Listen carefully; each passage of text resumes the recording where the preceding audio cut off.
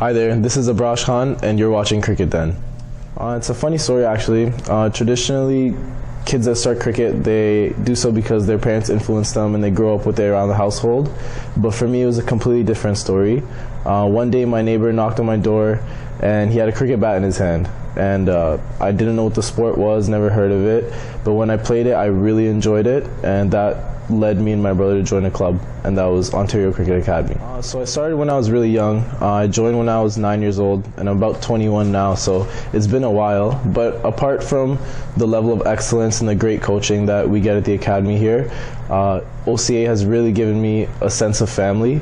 I've met some of my best friends here, made great relationships, and apart from that as well, it's taught me a lot of life skills, how to work in a team, how to be a leader, all of those things. I think it's completely invaluable.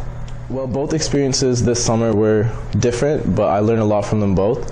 The GT20 was more of me as a cricketer knowing that I belong at the top level. Before that tournament, I didn't really know where I stood in comparison to other international cricketers, but that tournament really gave me a sense of belonging.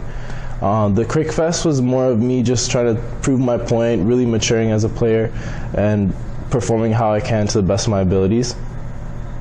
So I moved to the UK this year for school. I'm in med school now, but part of that move was to explore my cricket there, just to step out of my comfort zone and get a whole new feel for the type of cricket, completely different conditions and a lot to learn out there, so I'm excited for years to come. Hopefully Abraash is playing pro leagues around the world and he's a permanent member of the Canadian side. Hopefully Canadian cricket has risen to the top tier as a top tier nation until then. So my main piece of advice would be to just enjoy your cricket. The less pressure you put on yourself and the more you enjoy it, the better you'll perform and the less it'll feel like a job.